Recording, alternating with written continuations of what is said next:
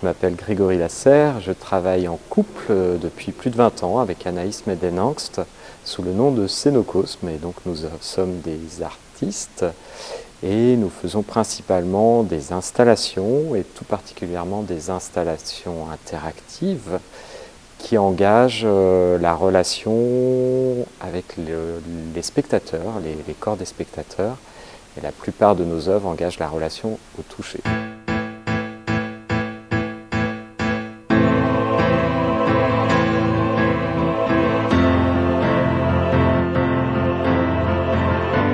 Et donc, plus de 20 ans que vous travaillez, vous faites quoi finalement? Alors nous faisons principalement des œuvres interactives, principalement des installations interactives, des œuvres qui engagent la relation avec les spectateurs, des œuvres qui engagent la relation au toucher, des œuvres qui proposent des hybridations possibles entre des éléments naturels et des éléments technologiques. La technologie est utilisée pour créer nos installations, mais elle n'est jamais mise en avant. Elle sert simplement à percevoir des interactions, des interrelations possibles entre des corps, des corps humains, des êtres, et des éléments. Donc, dans cet esprit, quel conseil vous donneriez, que ce soit Anaïs ou que ce soit toi, Grégory, aux visiteurs pour apprécier les installations et l'œuvre?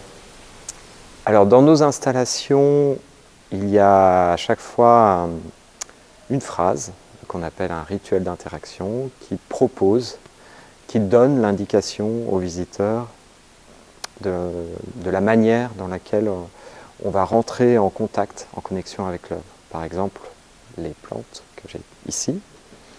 J'invite les spectateurs à caresser délicatement les plantes. Ce sont des vraies plantes. Et si on la touche, chaque fois qu'on va toucher une feuille, une tige, toute partie vivante de la plante, elle va produire une sonorité en fonction de la qualité du toucher. Cette œuvre-là va réagir à l'énergie électrostatique du corps humain. Donc en fonction de l'approche ou du contact, le son va devenir plus présent, plus dense. Et chaque plante a un caractère sonore différent.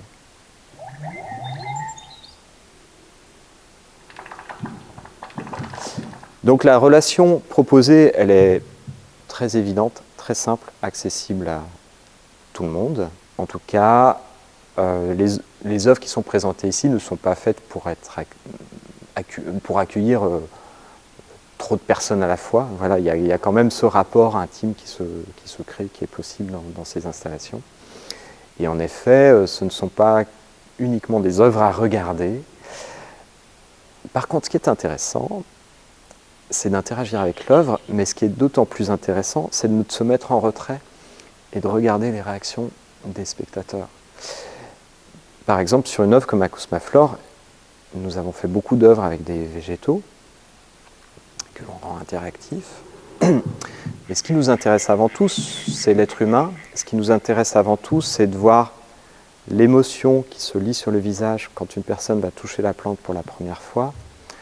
Alors il y a une émotion de surprise, il y a la surprise déjà, il y a très souvent quand même, c'est une œuvre qui fait sourire, ce ne sont pas des œuvres, nous présentons plutôt des œuvres apaisantes, positives. Et puis ce qui peut être parfois très beau, c'est de voir des personnes qui sont très émues en fait. C'est vraiment un choix de mettre des plantes qui normalement ne sont que des objets décoratifs dans nos intérieurs, et d'un seul coup, de basculer, de leur donner comme ça la sensation qu'elles peuvent nous répondre. En fait. Est-ce que vous tournez depuis longtemps, donc 20 ans? Est-ce que vous allez dans différents pays? Comment ça se passe pour votre trajectoire artistique? Depuis 20 ans, nous avons eu la chance d'exposer dans beaucoup d'endroits, oui. Oui, beaucoup. Vous pouvez nous en citer quelques-uns? J'aurais du mal. Tellement la liste est longue, hein, c'est ça? Oui.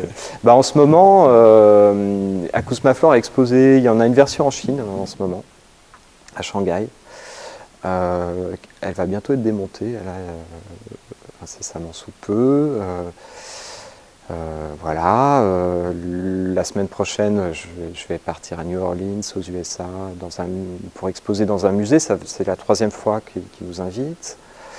Et puis on a des œuvres qui ont été acquises par des musées de renom, le ZKM en Allemagne, qui est un musée très important, un des musées les plus importants pour tout ce qui concerne l'art électronique, l'art numérique. C'est un musée qui collectionne depuis plus de 20 ans des œuvres,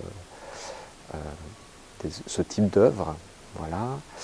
On a une œuvre qui a été achetée par le FRAC Alsace, on a des œuvres pérennes dans différents endroits. Voilà. Puis on fait beaucoup d'expos. On a fait à peu près une 50aine de pays dans notre vie. Voilà. Eh ben, merci beaucoup. Eh ben, merci à vous.